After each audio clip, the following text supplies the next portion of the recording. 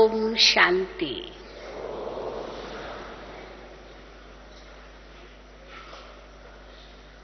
बाबा के हम सभी अति लाडले राज दुलारे प्रभु प्यारे सारे जहां के नूर बच्चे हैं। बाबा हम बच्चों को इतने सुंदर सुंदर टाइटल देकर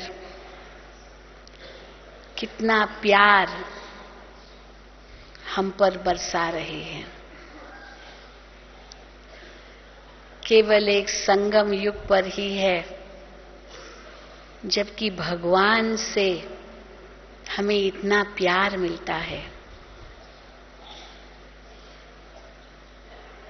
सतयुग त्रेता में देवी देवताओं का आपस में प्यार होगा, वो पवित्र प्यार तो होगा ही। द्वापर कलयुग में भी कुछ पवित्र कुछ अपवित्र, ये धीरे धीरे प्यार भी बदलता जाता है। कलयुग के अंत में दुनिया में हम देखते हैं आज जितना भी प्यार अगर एक दो के लिए है भी, वो स्वार्थ का प्यार है। यही समझते हैं कि संबंध बनाए रखेंगे तो कुछ मिलेगा। तो पहले प्राप्ति का संकल्प है, फिर कुछ देने का संकल्प आता है। तो वो स्वार्थ का प्यार इस दुनिया को घोर कलयुग तक ले आया है। परंतु संगम युग पर भगवान का प्यार केवल हम जो कोटों में से कोई और कोई में से भी कोई आत्माएं हैं, उनके ही नसीब में है। इसलिए बाबा कहते हैं तुम पद्मा पदम भाग्यशाली हो। एक होता है भाग्यशाली, दूसरा होता है सौभाग्यशाली, तीसरा होता है 1000 भाग्यशाली। भाग्य में भी परसेंटेज है, लेकिन जब पद्मा पदम कहते हैं तो उसके ऊपर कोई परसेंटेज भी नहीं है। इतना भाग्य भगवान इस समय हम बच्चों पर लुटा रहा है, लेकिन हम बच्चे उस भाग्य को कितना ले पा रहे हैं, ये हर एक अपने आप से पूछे। शास्त्रों में कुछ एक कहानी आती है कि भगवान ने भाग्य बांटने का ऐलान किया। तो भाग्य भगवान बांट रहा है, ये ऐलान हो गया। तो लोग दौड़े दौड़े आए भाग्य लेने के लिए, और जैसा जैसा उनको बर्तन हाथ में आया, वैसा वैसा बर्तन उठा करके भागे भाग्य लेने के लिए। जैसे भिखारी लोग जाते ना, जो बर्तन होता है कुछ न कुछ मिल जाए इसके अंदर, तो वो भी जैसा पात्र उन्हें दिखाई दिया मिला, वो पात्र लेकर आ गए। कोई छोटा पात्र, कोई बड़ा पात्र, कोई बहुत बड़ा पात्र, कोई तो केवल झोली फैलाए क्योंकि पात्र कुछ था ही नहीं। लेकिन कुछ लोग ऐसे भी आए जो छलनी लेकर के आ गए और कुछ मिला ही नहीं। तो छलनी लेकर आए होंगे तो उनका क्या हाल हुआ होगा? क्या हाल हुआ होगा? छलनी समझते ना, चाय छानते ना, चाय छानते हैं, गेहूं चावल कुछ भी छानते हैं।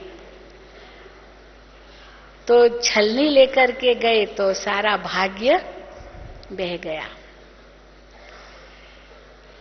वास्तव में इस समय की ही यादगार है वो। भगवान हमारे सामने भाग्य लुटा रहा है। उसके लिए वरदानों से झोली भर रहा है।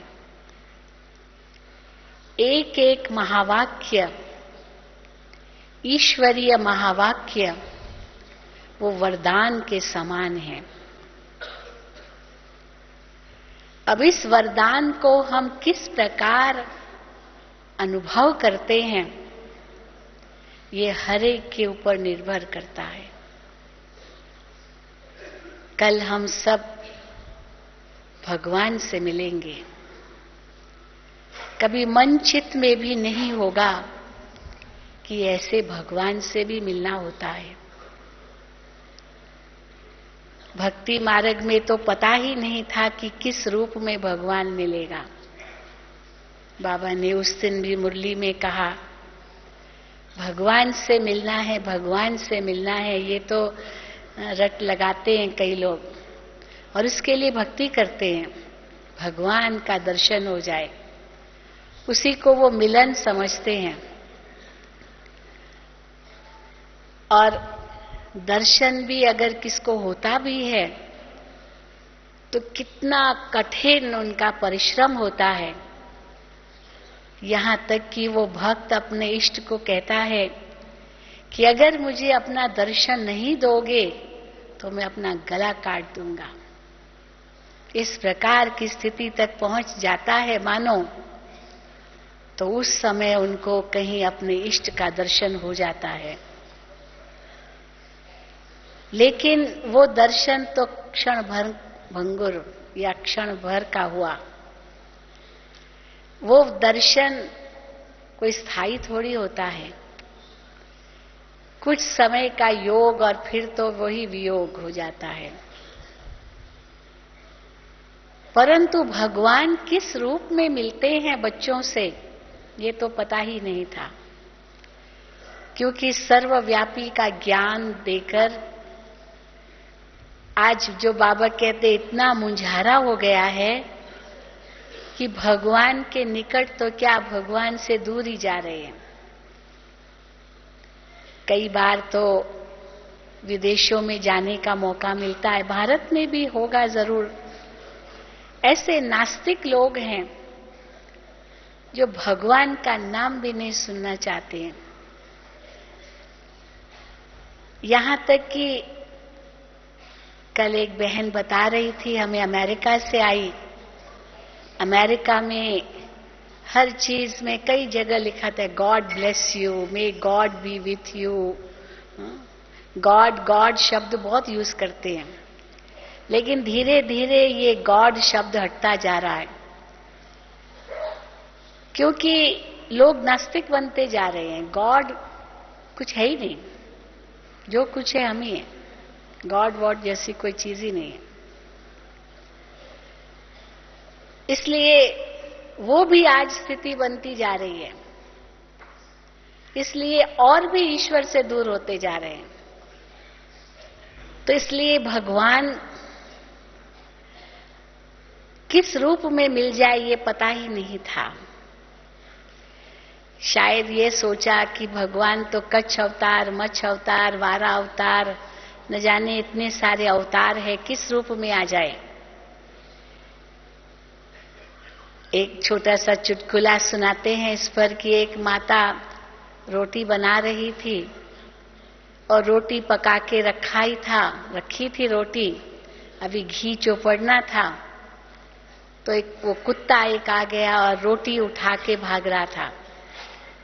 उसको आया कहीं भगवान इस रूप में ना आ गया हो। तो कहा ठहरिए भगवान ठहरिए, जरा रोटी को घी तो चौपड़ के दूं, कहीं ऐसी रूखी न खा लो। तो देखिए इस प्रकार की अंधश्रद्धा भी दुनिया में है। तो एक तरफ है इतनी अंधश्रद्धा और दूसरी तरफ है एकदम नास्तिकता, और तीसरी तरफ का भी एक मध्य मार्ग है दुनिया में, जो कहते भगवान है तो भी ठीक है, नहीं है तो भी ठीक है, दोनों में ही ठीक है। न हमारा कुछ उनसे लेना है, न हमको कुछ उनको देना है, लेना देना है ही नहीं, इसीलिए है तो अपनी जगह है, हमारे लिए नहीं है। हम तो अच्छे लोग हैं, बस अच्छा काम करते हैं समाज में, जो है ठीक है। तो नास्तिक भी नहीं है, परंतु परमात्मा को पहचानते भी नहीं है। और जब हम उनको कहते हैं कि परमात्मा आ चुका है, वो ये भी नहीं समझते कि परमात्मा आ चुका है तो ठीक है, आप लोग मानते हो, ठीक है। लेकिन भगवान भाग्य लुटा रहा है, अर्थात मानव को देव बना रहा है। मानव इतना ऊंचा था, जो भगवान का टाइटल भी देवताओं को था। भगवान, भाग्यवान का भी ये भी अर्थ हो सकता है। भाग्य विधाता भी भगवान है, तो भाग्यवान भी भगवान है। तो भगवान, भाग्य से ये शब्द आया है। परमात्मा ने अपने जैसा अपने बच्चों को बनाया, सारे गुण, सारी शक्तियां परमात्मा ने अपने बच्चों में भर दी। इसलिए देवताएं भगवान के समान पूजे जाते हैं। और बाबा इस समय जो भाग्य लुटा रहे हैं, हम बच्चों को यही वरदान दे रहे हैं, ताकि उसी वरदान के आधार से हम फिर से उस उच्च स्थिति तक पहुंच जाएं। मुझे याद आता है, एक आत्मा बाबा के सामने आई। हो सकता है कुछ भूले हुई हो उससे, उस समय तो बाबा पर्सनल मिलते थे। तो बाबा के सामने आई, लेकिन बाबा से दृष्टि न ले। तो मैंने उसको कहा, बाबा से दृष्टि लो, बाबा दृष्टि दे रहे हैं, लो। पर जैसे ऊपर देखे फिर नीचे सिर करे, फिर ऊपर देखे फिर नीचे सिर करे, दृष्टि नहीं ले पाया। तो बाबा ने उनसे पूछा, बच्चे, अपने आप को मास्टर सर्वशक्तिवान समझते हो?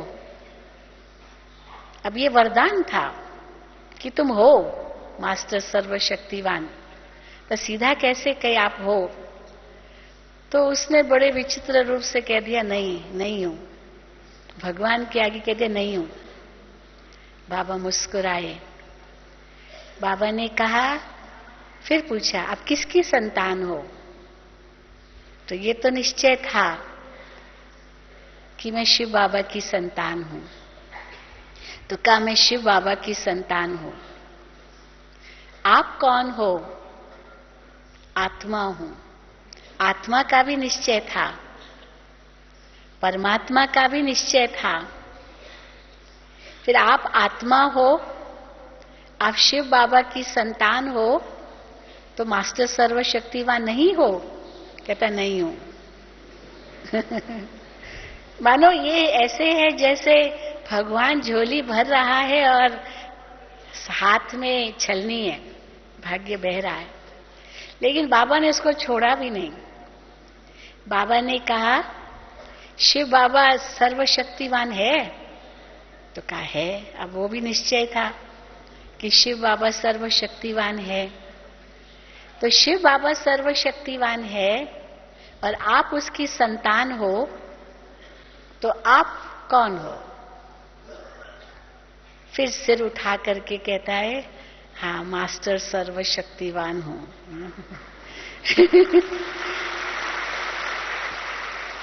बाबा ने उनसे ही कहलवाया।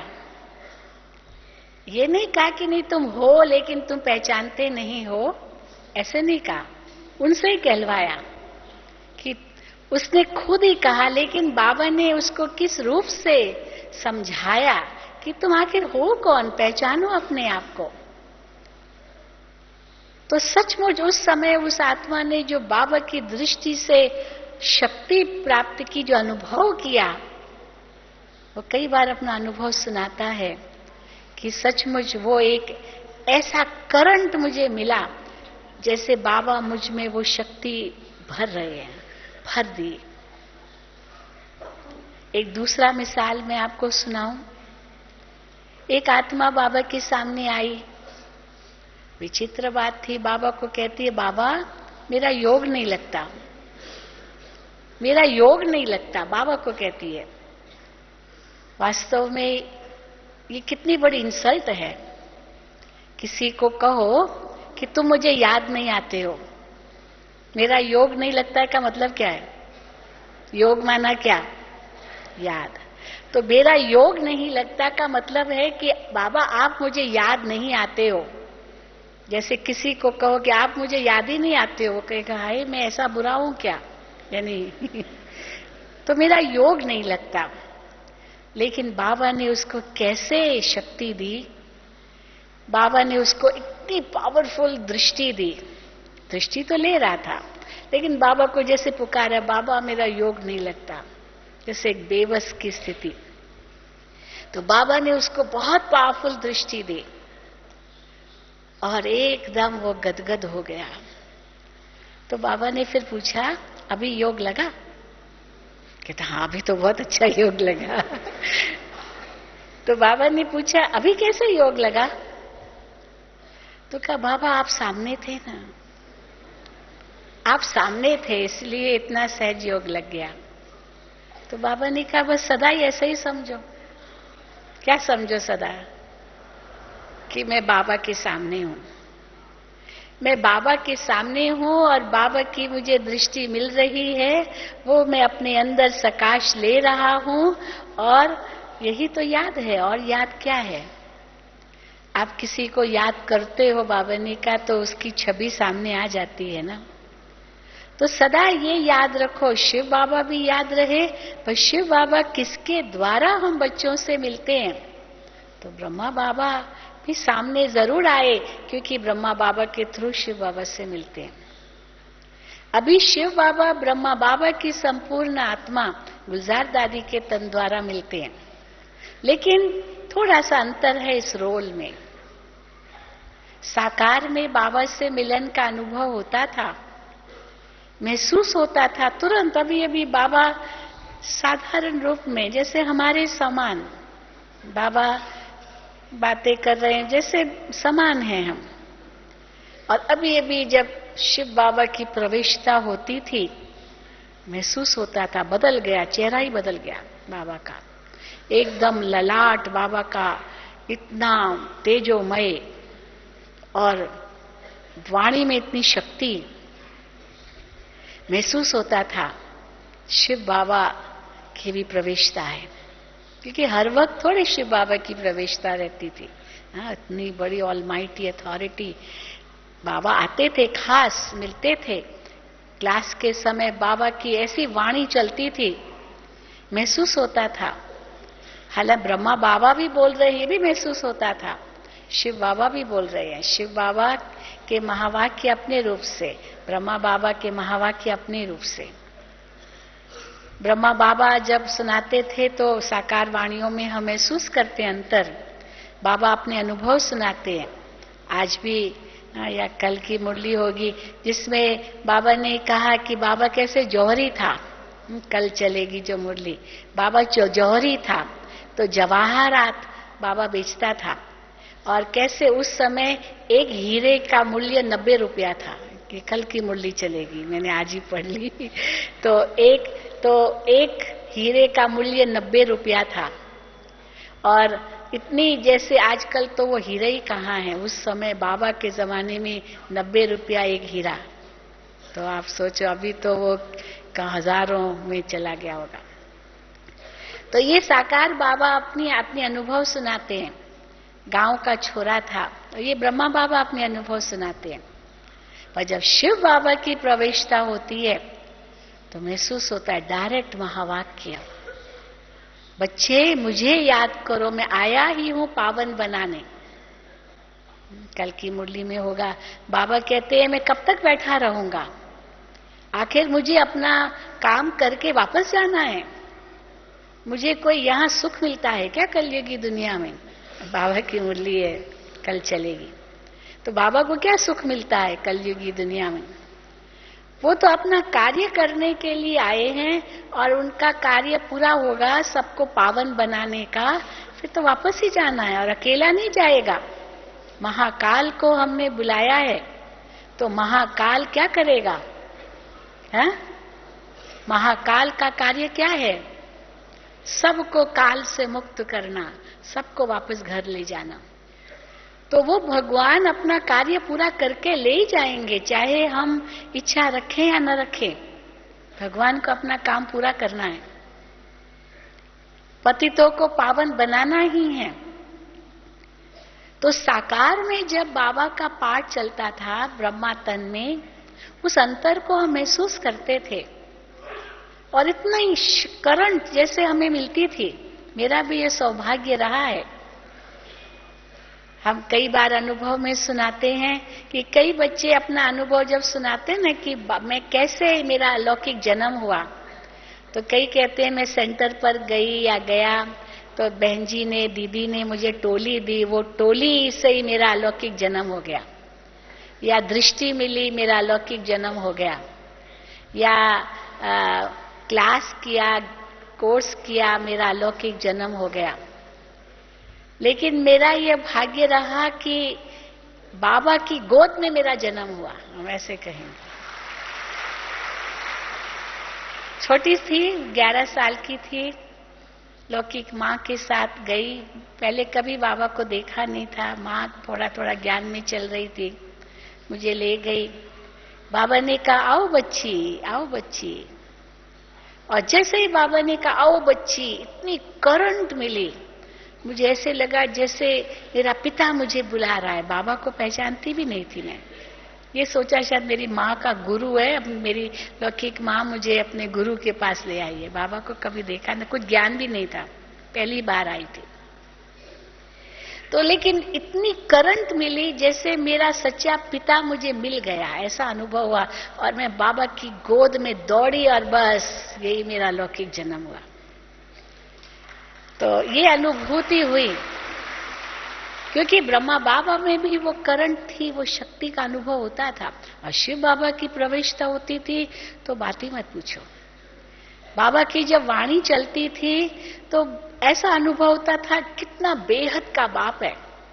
केवल वो मधुबन में तो उस समय 15-20 भाई बहन ही रहते थे, कोई ज्यादा नहीं। पार्टी कोई आ गई तो चलो 15-20 की पार्टी आ गई, कितनी बड़ी पार्टी आएगी। लेकिन बाबा की जब वाणी चलती थी तो ऐसी चलती थी जैसे बाबा हजारों को संबोधित कर रहे हैं। तो बाबा से कई पूछते थे, बाबा आज की तो जबरदस्त वाणी थी, मुरली थी, पर बाबा आपके सामने तो पता नहीं कौन बुढ़िया सुढ़िया भी बैठी होगी और कौन बैठे होंगे, कोई झुटका भी शायद खा रहा होगा। तभी बाबा मुरली में कहते हैं कभी कभी उबासी देते हैं, झुटका खाते हैं, कोई खाता भी होगा तो बाबा डायरेक्ट तो नहीं कहेंगे उसको, मुरली में कह देंगे। तो परंतु बाबा की जो मुरली ऐसे चलती थी तो जैसे बाबा इतनों को संबोधन कर रहे हैं। तो बाबा से जब पूछते थे तो बाबा कहते थे, बच्चे मैं केवल इन बच्चों को ही देख के थोड़ी मुरली चलाता हूँ, शिव बाबा कहते थे। बाबा के सामने भविष्य में जो बच्चे आने वाले हैं ना, वो भी बाबा के सामने हैं, वो भी बाबा को दिखाई दे रहे हैं। अब ये शिव बाबा कह रहे थे, क्योंकि बाबा, शिव बाबा के आगे तो तीनों काल स्पष्ट है, केवल वर्तमान हमारे आगे स्पष्ट है जो मैं ये देख रही हूं बस। पर शिव बाबा तो त्रिकालदर्शी है ना, तो त्रिकालदर्शी बाप तीनों कालों को एक साथ देख सकते हैं, वर्तमान को, भूत को, भविष्य को।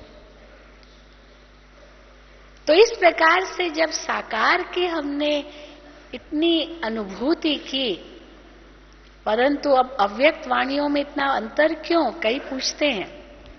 क्योंकि अब तो ब्रह्मा बाप संपूर्ण हो गए और शिव बाबा ने यही कहा कि मेरा एक ही रथ मुकर्रर है।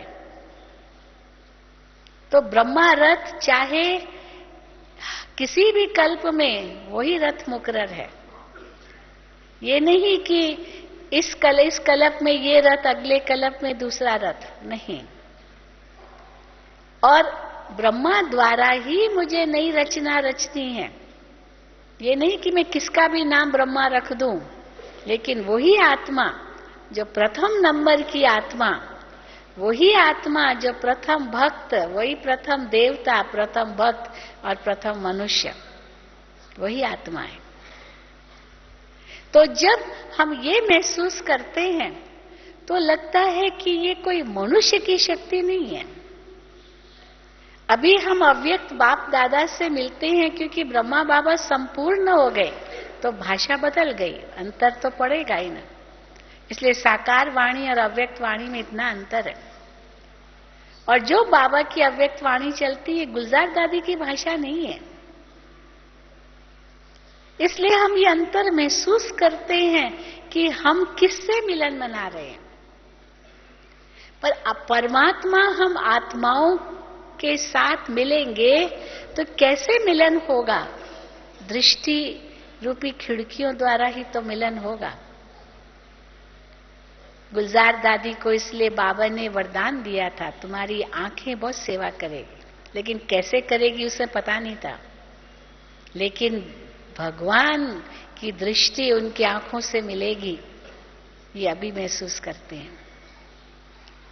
गुलजार दादी ही वो प्रथम आत्मा थी जिनको सबसे पहले सूक्ष्म वतन का साक्षात्कार हुआ। इतनी विशेष आत्मा है गुलजार दादी भी।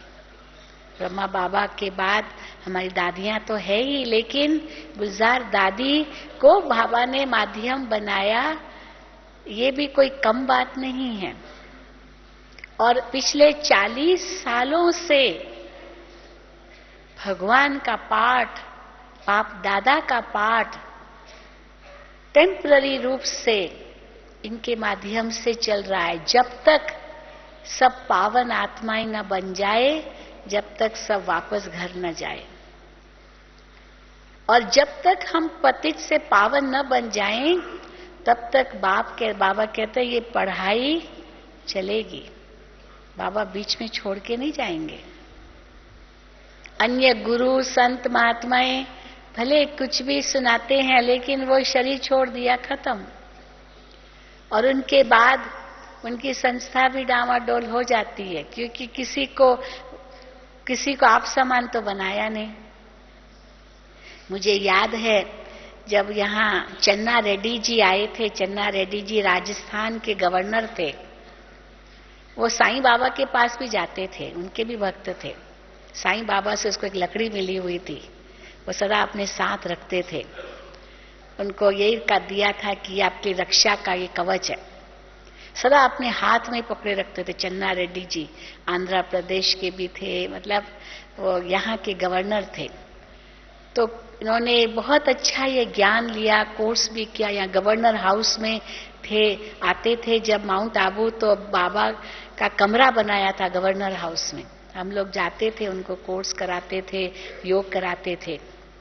और फिर वो बाबा से मिलने आया, और उस समय 3000 बहनें, टीचर्स बहनें, वो सब आई हुई थी बाबा से मिलने के लिए। और टीचर्स को बुलाया था।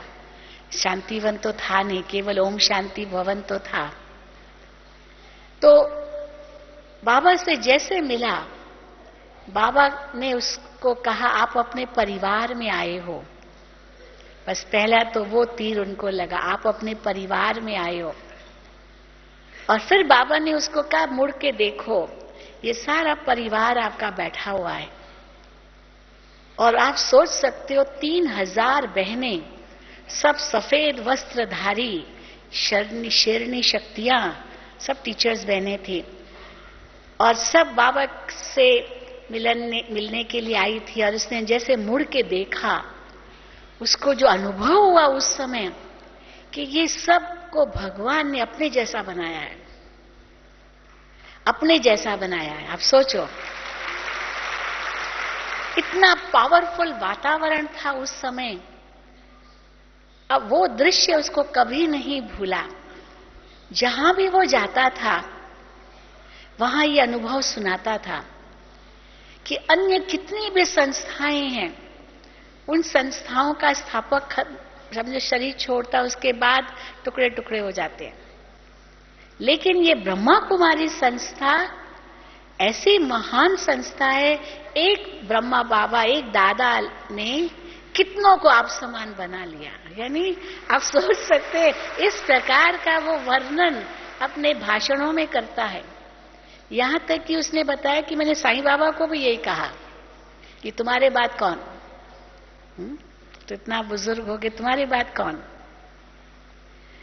तो देखो, शिव बाबा का जो ये कार्य आरंभ भी हुआ, तो कैसे आरंभ हुआ, कितनी क्रांति हुई उसके रूप उसमें आरंभ में। एक तो साक्षात्कार का पाठ चला, ये भी कोई मनुष्य की शक्ति नहीं थी। दूसरा, बहनों को इतना आगे किया, बहनों का जो स्वरूप था उस समय, महिलाओं का, नारी का इतना बुरा हाल था समाज में, और भगवान ने आकर उनको सशक्त किया, एक नई शक्ति दी। ये भी एक क्रांतिकारी बात थी। और तीसरी बात कि उन सबको इतना सशक्त करके प्रतिज्ञा करवाई कि तुमको पवित्र और योगी बनना है, क्योंकि इसी पवित्रता और योग की शक्ति से ही नई सृष्टि का निर्माण होगा।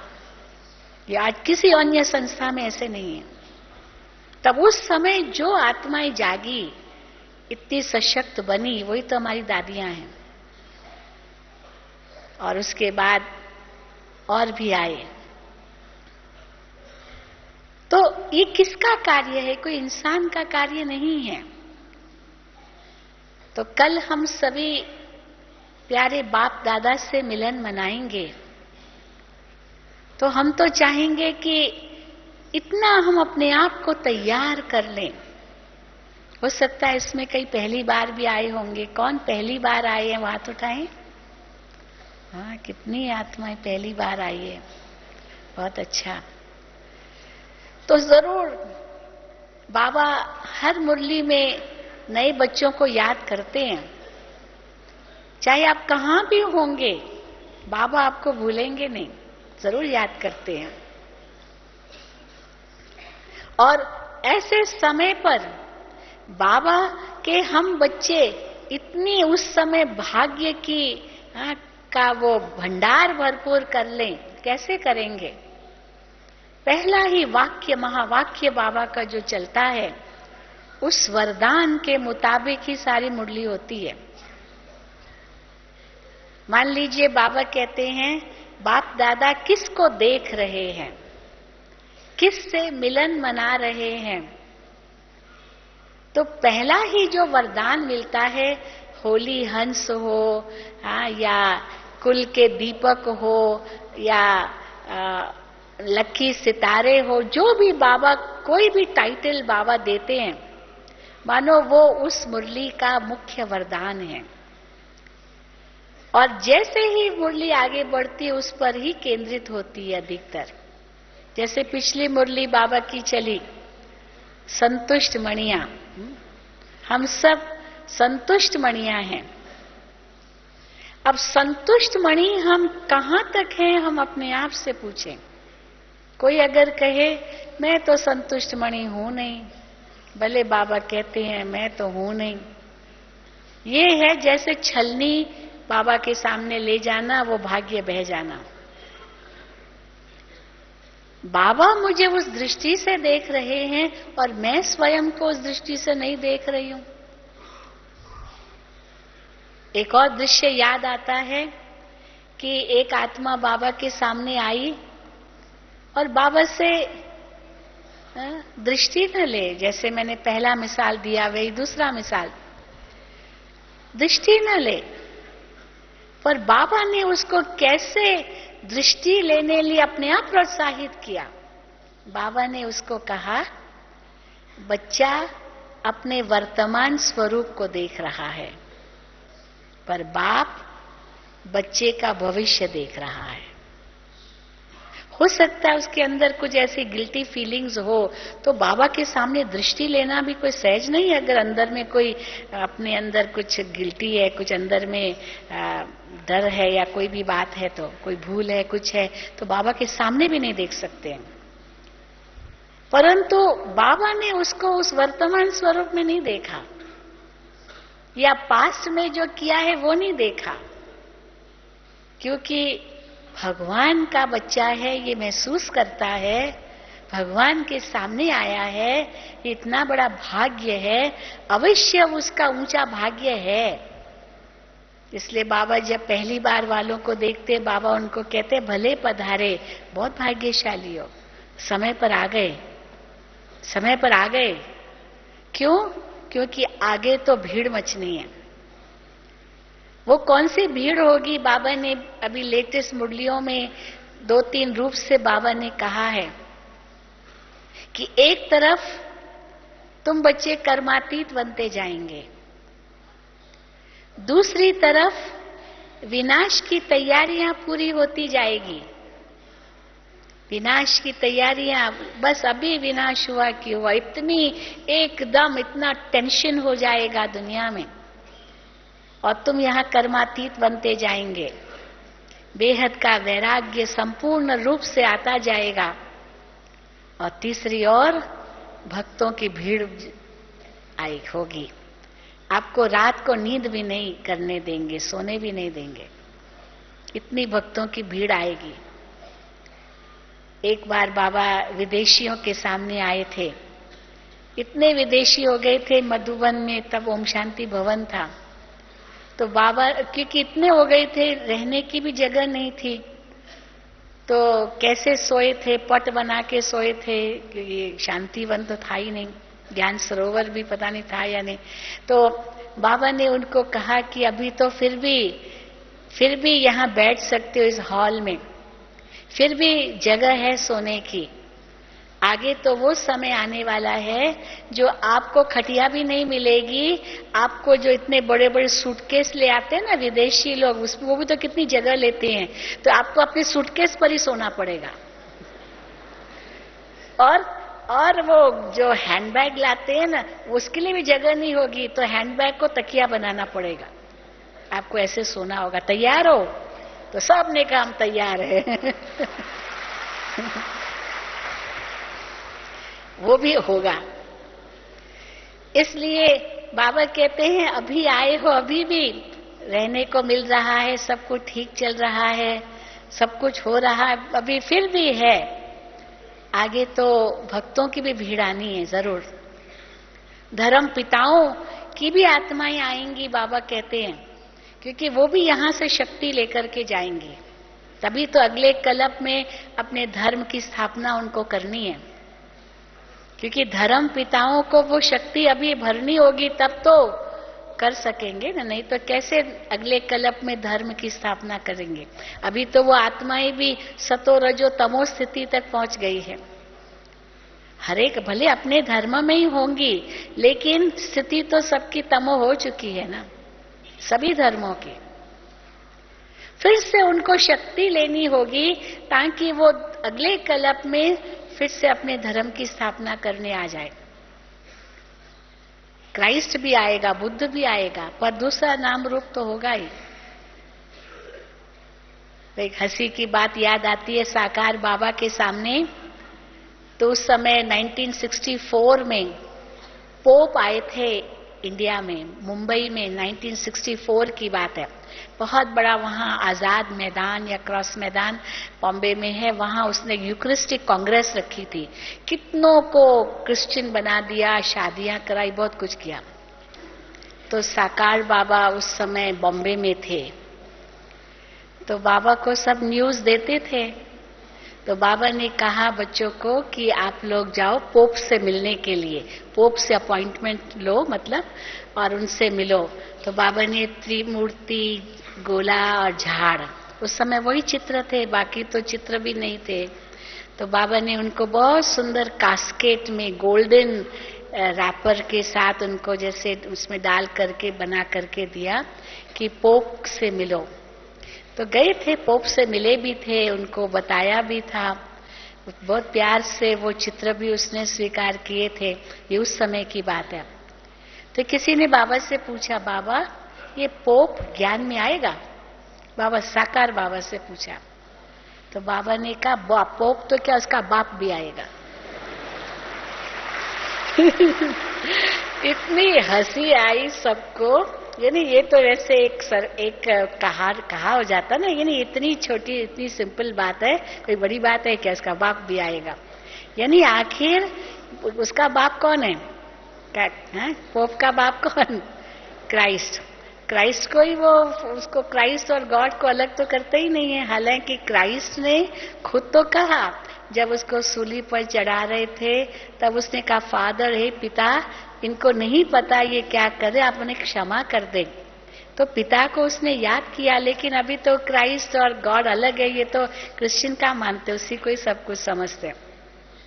तो इसीलिए तो यानी अवश्य वो आत्मा भी आएगी शक्ति भरने के लिए, भले वो अपने सतयुग में नहीं आएगी, लेकिन अवश्य हेवन भी कोई चीज है, उसका भी उनको कुछ तो अनुभव होगा जरूर, तभी हेवन शब्द वो बोलते हैं। लेकिन वो हेवन परमधाम को बोलते हैं, हमारे पिता जो हेवन में हैं, परंतु वो परमधाम को हेवन ही कहते, क्योंकि वो सृष्टि को पैराडाइज कहते, सृष्टि पर पैराडाइज आया, एडम आया।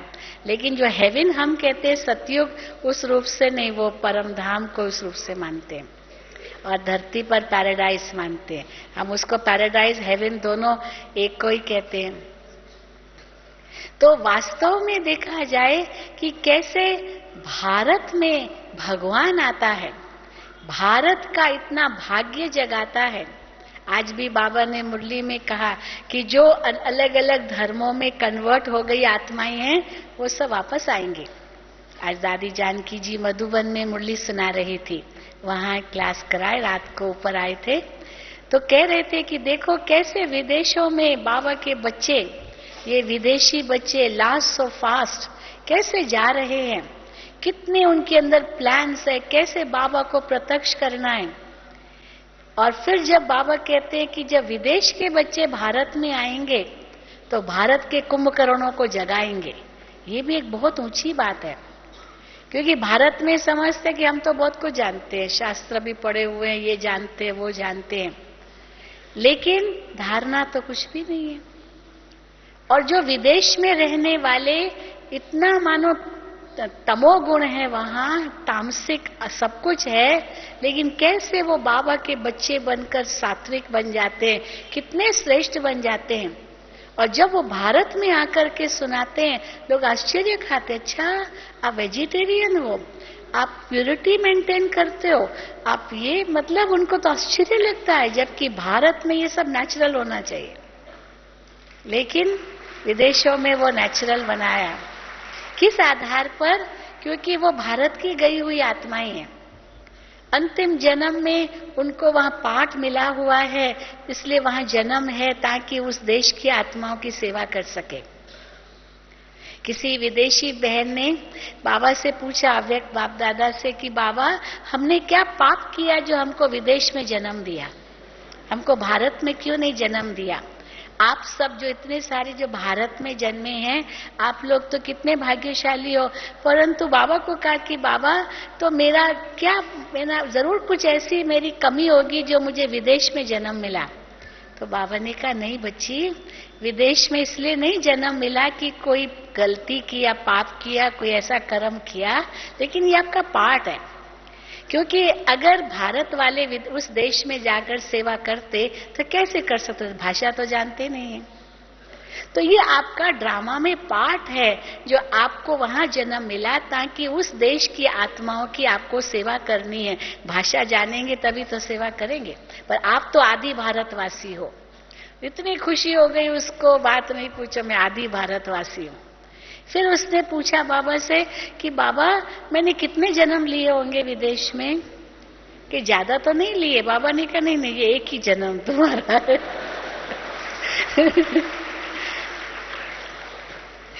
इसीलिए तो इसी प्रकार से कैसे बाबा हम बच्चों का वो स्वरूप देख करके इतना बाबा हमें वो शक्ति देते हैं, हमें भाग्य उस भाग्य से भरपूर करते हैं। तो कल आप सभी बाबा से मिलेंगे और अवश्य अपनी झोली इतनी ऊंची, इतनी विशाल बना देंगे जो सारे वरदान खुद आपके अंदर में भर जाए और उनसे आप संपन्न हो जाओ। ओम शांति, ओम शांति, ओम शांति। साकार मिलन, अव्यक्त मिलन के अनुभव का रसास्वादन हम सभी कर रहे थे। कहा जाता है जब माँ सरस्वती की वीणा झंकृत होती है तो ब्रह्मा तो क्या देवगण भी झूम उठते हैं। तो जब शीलुबेन जी बोलने लगती हैं, उनकी वीणा झंकृत होती है, तो बाप दादा तो क्या सारा ब्राह्मण परिवार झूम उठता है।